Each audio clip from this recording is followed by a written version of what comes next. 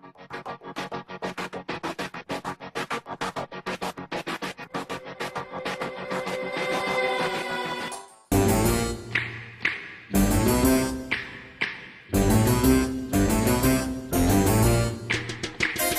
creepy and they're kooky, mysterious and spooky. They're all together ooky, the Addams family.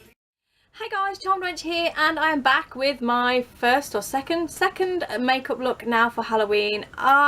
This one was ignore my crazy yellow teeth, that's driving me insane. Wearing white foundation is a ball ache. I'm not gonna lie, this look was so testing. I don't even know if you guys are gonna see this video. I rolled with it, I went with it to see what it would turn out like in the end, to see if I could make it work. I've never tried white foundation before, and it's an absolute freaking nightmare. I am definitely not made to wear white foundation, or I don't know what the best type of white foundation there is. So I have done this look, and I really wanted to do it justice. The Morticia Addams is just literally a legend, and I really wanted to do the look, and I wanted to do it well. I hope you guys enjoy this video, if I do put it up, because I'm not 100% sure what I think. So I'm sure you guys will let me know in the comments below what you think of the video.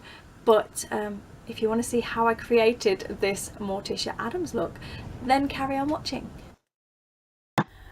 So the first thing I'm taking is this Porefessional primer. I can't remember what box I got it in. I think it might have been Birchbox. I think it's a luminous one, so I thought I'd just give it a go for this look and went with it just to prime the skin. And then we went in with the white foundation from Stargazer. If anybody knows how to use this and get a nice even coverage, then please let me know in the comments, because it was not easy to work with. It said build up the layers, which I tried. I really did. I tried to get nice even coverage.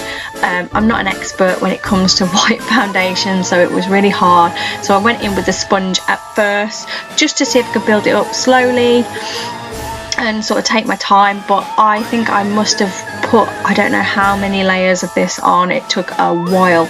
So you guys are just seeing part of what I did to get the white face and white neck and a little bit on the chest because of what I was wearing. I do swap brushes. I swap in a minute to a brush because I thought maybe try and apply it with a brush, it might apply a little bit smoother, but I just felt like the sponge was lifting it in places, so I swapped, and the brush made it a little bit better. I tried like a stippling sort of effect, as you'll probably see in a minute, but it literally was very hard to work with. I thought white face paint was hard to work with, but this is really hard to work with. So if you are an expert in foundation, especially white one, let me know. But yeah, here's me that's me grabbing the brush now, and then I do like a stippling effect. But I do set it all with the Elvira Bone White colour, which you don't get to see. And moving on, I'm taking the NYX Jumbo Pencil in Milk. As if I couldn't be white enough, I wanted to put this on the eyelids just as like a more of a better base to apply the eyeshadow to, because the foundation was so shocking. So I just applied it and patted it all over. And obviously you guys know I did this to both eyes.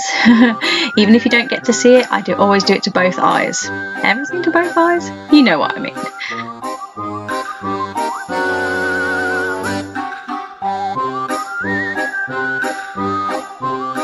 And then I went in with the Revolution Brow Pomade. This stuff is so good. It really is. I wore this on my wedding day and my brows were like on all day. And I had an older one of this. I don't know if they've reformulated it, but this is like so good for my brows. It's so good. We don't need no dip brow, we've got Revolution. So I made sure that I kept my brows as thin as possible. I could have like done the glue process, but because I have quite thin brows anyway, and they were so white from the foundation, it was easier to give the illusion of a thinner brow because they were white already pretty much. So I just worked on that and used my own brows instead.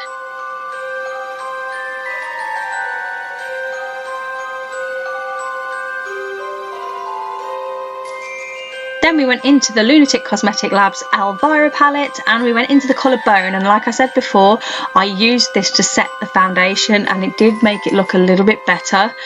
So I'm just using that to go over the NYX Jumbo Pencil, just so I've got a nice like powdery base to apply more shadow on, because there's so much cream going on right now with the foundation and things like that. It was a bugger to blend, I'm not gonna lie. So we're going into the Urban Decay palette right now. This is the Gwen Stefani palette and it is the colour Serious, I think that's right. You probably saw it in the video, but I'm pretty certain the colour is Serious, and I'm actually using that for a contour, which turned out really well for contour. It's not black, it's like a really, the only way I can describe it is a really deep grey, so it worked perfectly for the contour. And as you will see later on in a second, I used that for my eyes as well because it was just like the perfect shade. It worked really well. Contour blended out really well over the foundation. I didn't seem to have too much of a problem. I think it was just the amount of creams uploaded that I'd layered onto my eyes that I think may have caused me a problem when it came to blending the eyes out, but they still turned out pretty good. So overall I liked the finished look. Maybe I'll recreate it one day and do a better job.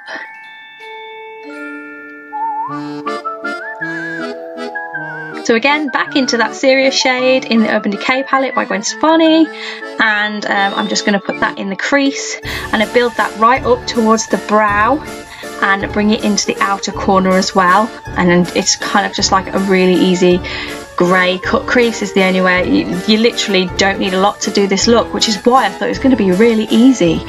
But it didn't really work out that way with that foundation. That foundation did not like me, so it wanted to have a little fight. But yeah, as you can see, I'm taking a little fluffy brush, I've applied it and I'm just blending it right up into the brow, and you will see later on that I am bringing it into the outer corner as well. If you see me looking down, it's just because I'm looking at a picture of Morticia for reference, just to see how high up she's brought her makeup. I kept it as true as I could and did my best. You will see in a minute, after I've applied it with a small fluffy brush, I will go in with like a bigger blending brush, and it seemed to work better, and it smoothed out any creasing in the eyeshadow when it was mixed with the creams. There you go, you can see me just blending it all out. I did persevere. I thought I was going to quit, but I just kept going until the end to see what it looked like in the end, and it actually turned out really well, so I can't complain.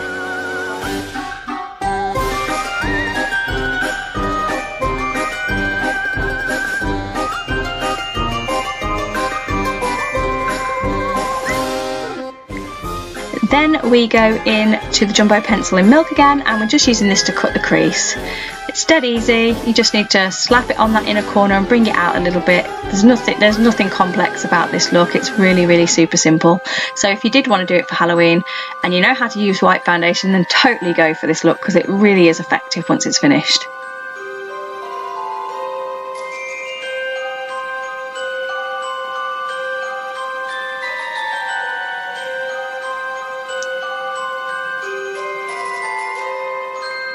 Then we are taking the, what is it called? Revolution palette, the Dead or Alive, and we are using the colour Freak, which is oh no, we're not using the colour Freak, that's a little bit later. We are taking the colour Afterlife, and I'm just putting that over the Jumbo Pencil in Milk, just pressing that down just so it gives it a bit more of a shimmer, because if you look at her eyes in the film, they've got a bit of shimmer in that lid area, so I wanted to try and sort of recreate that.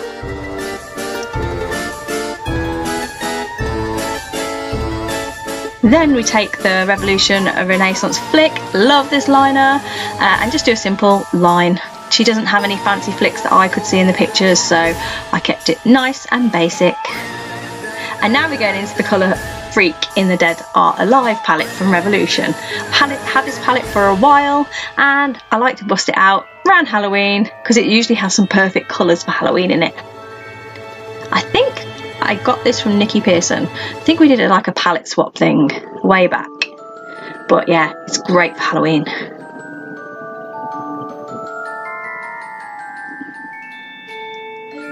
and as you can see I am using the same colour, the black colour from that Dead or Alive palette, and I'm just running that in the lower lash line as well.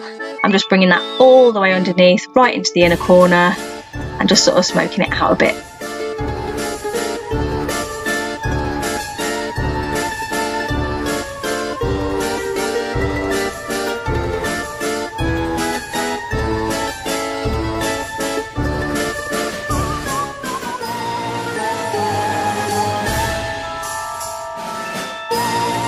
And now we are taking another recommendation from Nikki Pearson. It is the Lottie London AM to PM, and we're just going to run this in our waterline because it's super black and it just finishes that eye look off perfectly.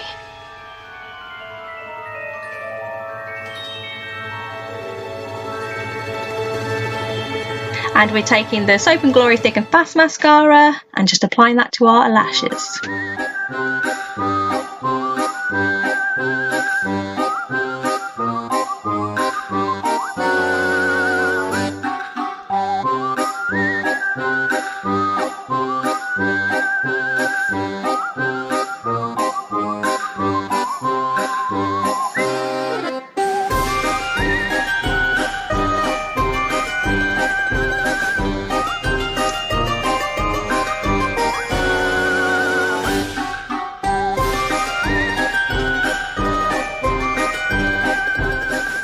Now we need some super dramatic lashes. These were Poundland Fern Mcan lashes. I think they were called Glamorous. And then for lips, the iconic red, it is Roja Red from Matte Me by Sleek. Such a nice red, and it really finished the look off perfectly. And I really made sure that the Cupid's bow was quite defined, because I noticed that hers, she's got quite a thin upper lip like myself, so I made that more prominent and did like a V type and made it more, I don't know what the word is, but I made it more that. But it looked really good when I was finished.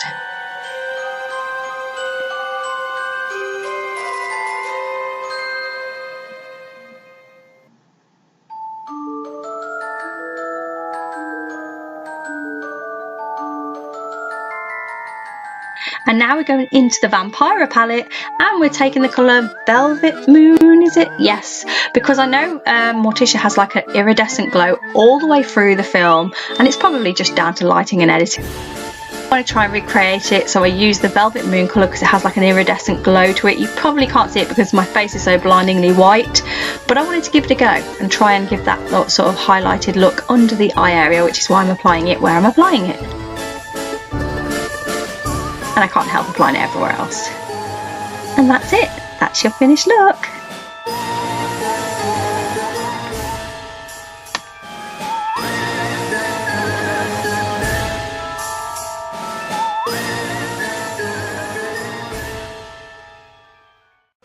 Don't torture yourself, Gomez.